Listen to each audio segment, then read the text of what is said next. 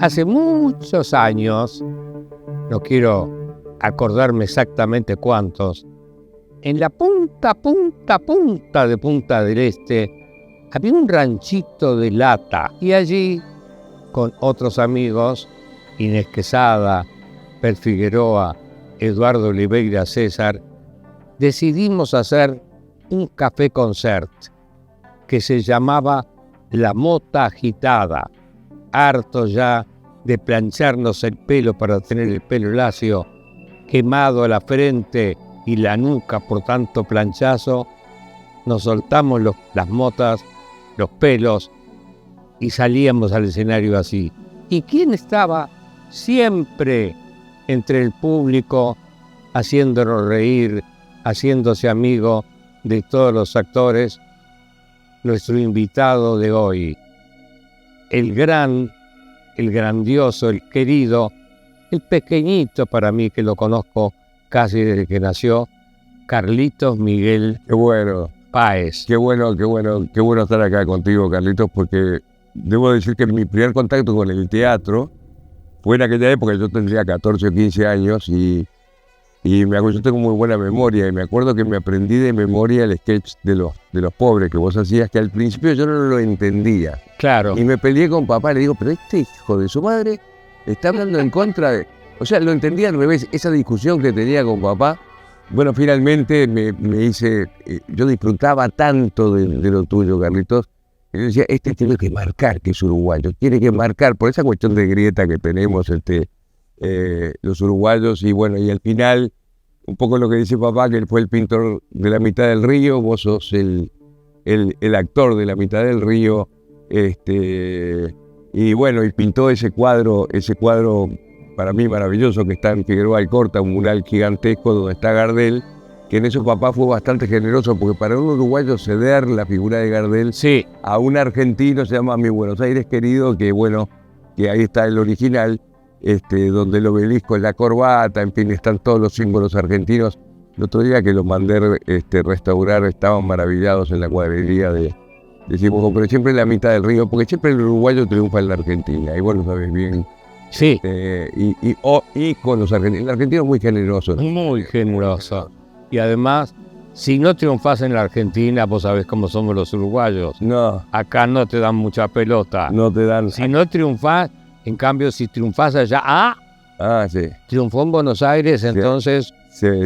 El uruguayo... Pero el porteño el argentino es muy cariñoso, muy demostrativo. Es mucho más cariñoso el argentino con el uruguayo que el uruguayo con el argentino. Nosotros tenemos ese complejito, somos el perrito Fosterner que le mordemos los talones con esa envidia natural del país chico. El argentino en eso tiene una grandeza. Me da mucha pena lo que le está pasando este momento a la Argentina, que no sé. A mí también. Carlitos, una cosa, ¿cómo era jugar a las escondidas en esta casa de merengue? Es verdad, casa de merengue, yo ahora le puse merengue porque... Y era divertido, digo, la verdad que nosotros, bueno, nos inventamos un mundo aparte, un poco lo que contaba Carlitos. Toda esa escena de armarle el tema de Orson Welles, de los platos voladores y todo, me acuerdo que había un personaje que se llamaba Hugo Colman, que le pusimos unos acrílicos y adentro estaba con 2 linternas, entonces parecía... era lo que teníamos para divertirnos, papá tenía pues la gente se cree que papá era millonario, papá no tenía un mango. Es más, me acuerdo en La Mota Agitada vendíamos papá pintaba unos pescaditos que los metía en una lata de atún y Carlitos lo promocionaba en los sketches, compren el pescadito ese. No había una moneda, entonces había que divertirse con lo que había y bueno, y eso era bueno porque la imaginación que teníamos, o sea, por los extraterrestres, o sea, por las 1000 cosas, o por los que buceaban, o porque llegaba Carlitos, y bueno, la verdad que disfrutábamos muchísimo. No quiero decir de que aquella época fue mejor que esta, porque me parece de antiguo, ¿no? Todas las épocas son fantásticas. Pero yo recuerdo con cariño, bueno, ya te digo, mi primer contacto casi único con el teatro fue a través de Carlitos, que yo lo disfrutaba enormemente. Y de China Zorrillán, que hablar. ¿Y qué hacías cuando la gente te decía, ¿cómo es vivir en Casa Pueblo? Algo que para todo el mundo era como una suerte de vida cinematográfica. La gente se hacía unas películas con esto. Fíjate que cuando mismo en la cordillera de los Andes, que vivíamos un mundo también dentro del horror, de fantasía, un poco como La vida es bella, yo le decía, bueno, cuando salgamos de los Andes los invito a comer a Casa Pueblo. Todos querían ir a Casa Pueblo porque era tapa de la revista, de aquel momento y todo eso. Si me peleaba con uno de ellos, le decía, te desinvito. O sea, que le quedaba una angustia terrible, pero digo, es un poco... Es vuelta otra vez lo de La vida es bella, es ese mundo de la fantasía, es ese mundo, fíjate que yo el cuento de los extraterrestres lo conozco desde que se inició y me sigue emocionando, como lo contó Carlitos. Digo, esas son las cosas maravillosas que tiene la fantasía. ¿Y cómo fue ese primer abrazo luego que volviste de la cordillera, ese primer abrazo con tu viejo? Y el primer abrazo fue importante, no tanto para mí, porque yo sabía que papá estaba vivo, para él fue muy importante. Para mí mi preocupación era yo de una abuela, la madre de mamá, que yo la quería mucho, y que estuviera viva. Ella había perdido su marido, un hijo, y a mí me adoraba. Yo digo, capaz que se murió, y cuando me enteré de que estaba bien, ya después, yo sabía que papá estaba vivo. Muchas veces me fui de viaje por 70 días o por 3 meses y todo eso. Pero para él debe haber sido, bueno, alucinante, digo. Me tocó ahora en la película que se va a estrenar a final de octubre o noviembre, no lo sabemos porque Netflix no nos dice. ¿Cómo es el nombre de la película? La Sociedad de la Nieve. La Sociedad de la Nieve. Eso me interesa mucho, que seas actor ahora. Eso realmente... Actor sos vos. No, vos también tenés que ser actor. No, bueno, tuve que hacer eso. Tenés que hacer de tu padre, nada menos. Sí, hice de papá, pero reconozco y le doy un valor mucho mayor al actor porque realmente es algo difícil. Y fue difícil actuar, fue difícil meterme en la vida de papá porque tuve que adoptar la postura y meternos en la historia. Y vos sabés que cada actuación requiere, por ejemplo, la parte del abrazo la hicimos 9 veces, la parte de la lista también 9. Entonces al final estás metido, en un momento dado no sabía si era yo, era mi padre o era mi hijo. Claro, claro. Sí.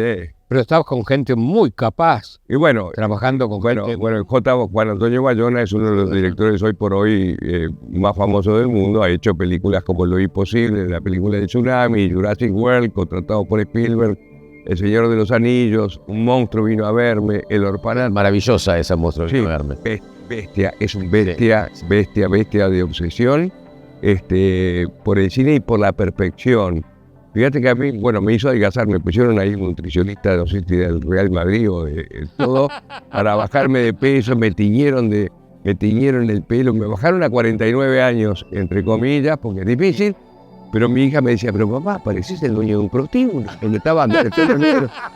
Y bueno, era mamá de la época, Decime una cosa, ¿y cómo te llevaste en esos años locos de los 90, el glamour, el peso dólar, lo que era la gente famosa acá metida, el mundo de las adicciones, el mundo de los engaños en los que las personas nos metemos para tratar de no sufrir tanto? Para mí fue un mundo en el cual yo conviví, porque vivía con personajes todo el tiempo. Acá pasaron todos los personajes que venían a Punta del Este, hasta Robert De Niro, que vino a consultarlo, papá. O sea, pasaban todos por acá y para mí era un mundo natural. La verdad es que lo veía como un hecho natural, digo, los personajes.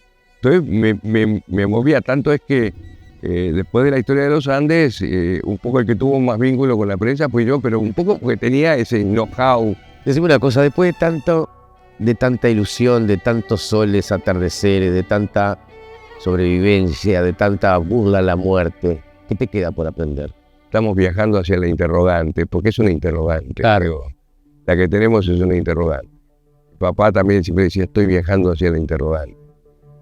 Pero yo creo que de algún lado nos está mirando ese sol, cuando aparece siempre está presente. No puedo olvidar y no puedo dejar de decirlo de que uno de los personajes que tuvo cuando se hizo una misa de papá en el primer año de muerto, estaba Carlitos Proyavale al lado mío, y esas son las cosas que, mira, me emociona decirlo porque fue un momento bien especial.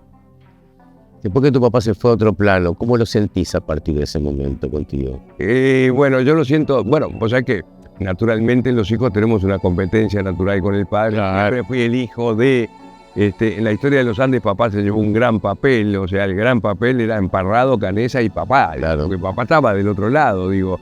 Y yo era el hijo de, pero después con el tiempo y mucha terapia, muchos años de terapia, Pablo Yelchi, que me dio una gran mano, descubrí de que papá iba por un carril y yo iba por otro. Claro. Entonces ahí nos encontramos y papá, pobre, me acuerdo, 15 días antes de morir, disfrutaba mostrando una conferencia mía que di en el Auditorio Nacional de México. 3 días antes de morir, me llamó equivocadamente por la diferencia de horas a México, yo estaba en Puerto Vallarta, para ver cómo yo estaba. Papá con 90 años. Por eso al final, por más ausente que estaba, pero estaba presente. ¿Lo extrañas? Y extraño un personaje. ¿Sabes qué pasa? Tengo un país Vilaró, digo, como que no es, me falta un personaje falta un personaje. Papá estaba en todos lados, en los patrulleros, le faltó pintar un submarino. Digo, que todo, Es verdad. la vela de Capitán Claro, Miranda, todo. pintó todo, un tipo que estaba presente, sobre todo en la parte popular, un poco esa exposición que tú hablabas hoy, itinerante. Le gustaba mucho la pintura mural porque era para el disfrute de los demás. Tipo muy generoso en ese sentido y pintó absolutamente. Ahora se está restaurando un mural que hizo en el aeropuerto de Tocumen en Panamá. Fíjate vos, para Torrijos. Qué maravilla. Qué maravilla. Bueno, ¿quién no lo conoce a Carlitos? En el mundo entero. Y bueno. No hablaba ningún idioma, pero se hacía No, entender no hablaba. todo el mundo. Pero tenía un carisma. Tenía un carisma. Sí. Ya fuera la Bardot. Bueno, Vinicio de Moraes, cuando yo digo a la gente que Vinicio vivió dos veranos acá en Catapuelo, no se pueden creer, digo. Para nosotros era natural. Yo lo tenía que bajar a Vinicio, borracho, acá en Catapuelo. Esa era mi labor. Mi labor era esa. A los 15 años era bajarlo. Jugábamos al ajedrez con Eduardo Esquirro y después esperábamos a la llegada de Vinicius, que había que bajarlo por las escaleras. Y se tomaba todo allí. ¿Cuántos años hace que estás sobrio? 34 años. 34 años. Sobre todo el salir del alcohol y de la adicción fue una cordialidad, porque ahí te encontrás contigo mismo, digo. Pero está bueno. Pero uno de los cuentos más graciosos, un día en un programa de Mirta Legrand, que te invitaba con un champagne, entonces me dio un champagne, y entonces le dije no. Y digo, ¿por qué no? Viste que ya siempre Sí. O sea, ¿por qué no? Porque ya me lo tomé todo. Se rieron jugando, pero o sea que por lo menos 2 personas fueron a los grupos gracias a este comentario. Carlos, ¿qué te parece que nos despidamos a esta maravilla de Carlos Miguel? Diciéndole que yo siento que Carlitos está más joven que nunca, como cuando era chico y venía a jugar con los actores en La Mota Agitada, y siento que esta película que estás haciendo va a ser un éxito enorme, como vos te mereces, como se merecen los uruguayos, y sobre todo que Carlitos Páez, Carlitos Papá, está entre nosotros. No se puede extrañar a la gente que está viva en nuestro corazón, en nuestra alma y en nuestro espíritu. Lo he pasado maravillosamente bien. Aparte yo adoro que me diga Carlitos Miguel, que era como me decía papá. Tanto me decía Carlitos Miguel que cuando llegan los helicópteros a rescatarnos en los Andes, me llega una carta de papá que decía: querido Carlitos Miguel, como ves, nunca te fallé, te espero con más fe en Dios que nunca. Tu madre llega ahora más a Chile. Un abrazo, el viejo. O sea que el Carlitos Miguel para mí es algo que me pesa mucho y me encanta que me lo diga Carlitos. Así te conocí y así te seguiré conociendo mientras me toque estar en este lado del mundo junto a ti, a tu familia, a tus amigos y a la gente que querés. Pero el único monarca que hay sos vos. Gracias por compartir esta historia de amor entre un padre y un hijo y entre un país entero y tu papá y vos. Gracias. Y a ustedes, señores, les digo que, ¿qué más les puedo decir que esto? No te pierdas el próximo sábado, un ratito antes de las 18:30, acá por Canal 11, por www.canal11.uy, en la plataforma del Diario del País. Hay mucho más contenido de colección.